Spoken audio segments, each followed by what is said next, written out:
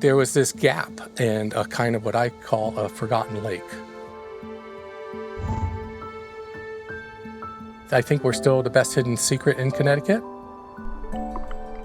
The lake had no voice, and so I consider us ambassadors for this lake.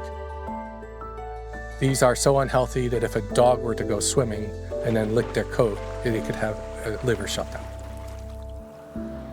The culture it's just water, but it's way, way more important than that. A detriment can be is letting your emotions lead you.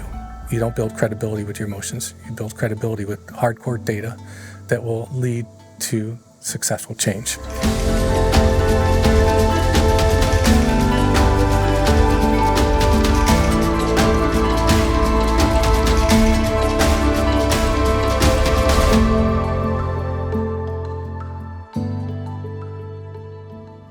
Hi, I'm Stephanie Andrews, climate scientist, ocean adventurer, and systems specialist at NexSens. Lake Lillinonah is a reservoir in western Connecticut that was formed in 1955 when the Housatonic River was dammed for hydroelectricity.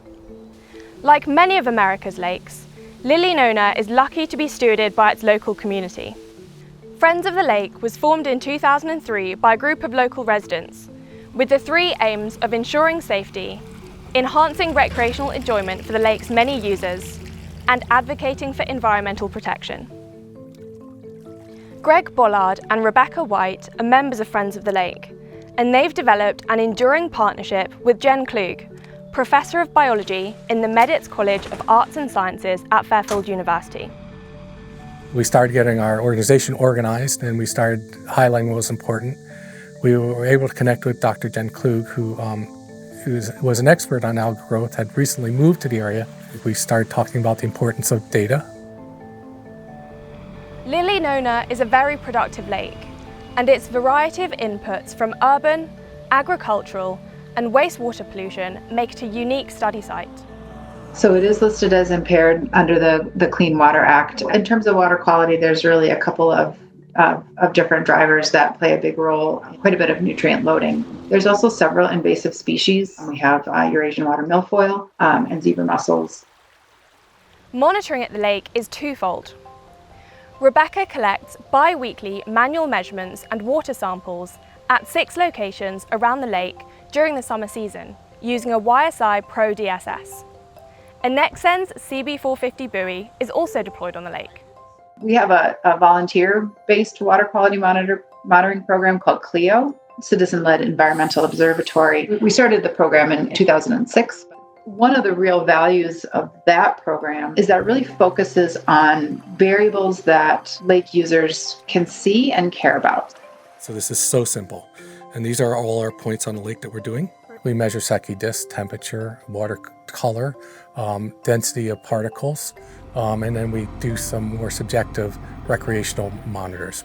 We recognize the value of those data, and that's one reason we move towards using more sensor-based technology as a complement to that visual data. We started working with NexSens right away and immediately started seeing what we could learn from that sensor-based technology, seeing the patterns in dissolved oxygen that we weren't seeing, with the other types of monitoring we were doing. So we worked on, the next few years getting the funding in order to purchase the buoy in 2011.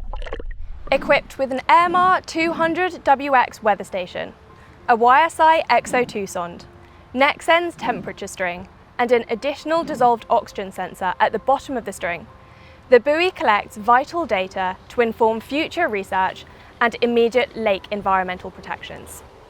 The sondes measure temperature, pH, dissolved oxygen, and total algae, the characteristics most associated with harmful algal blooms and their impacts on aquatic communities. A water level sensor is also deployed from a shore station. Lillinonah is a reservoir. We've got a lot of river flow coming in, and that river flow is highly variable. And so a lot of the things that might stay a little bit more stable in a natural lake, like stratification or dissolved oxygen, are really, really variable in Lake Lillinonah. The buoy has really given us a better understanding of that variability. The availability of this data has shaped how Jen teaches her freshwater ecology course at Fairfield University. I've really changed that course from a more traditional limnology type course to very much a project-based course. And so from the very first day of class, students are introduced to Lillinonah and some of the challenges that it faces. So they're learning a lot about science communication and just sort of the process of science through using real data. And it's definitely the highlight of my career to be involved with people who are so passionate and to be able to share that passion with my students as well. And the possibilities of this data set extends far beyond. We've been involved with glion since we put the buoy in 2011, and the Lillinonah data have been a part of, I would say, at least 6 or 7 glion studies. The data that we're collecting is not only helping to preserve and protect Lillinonah, it's helping us understand lakes throughout the world as well. Over the past 25 years, the improvements we've made to water quality has been outstanding. And we still have distance to go, but much better. This Connecticut lake is a hidden gem for fishermen, scientists, and boaters alike. Beneath the surface, it's a fascinating study site. And with new data collected every 15 minutes, there's always more to discover.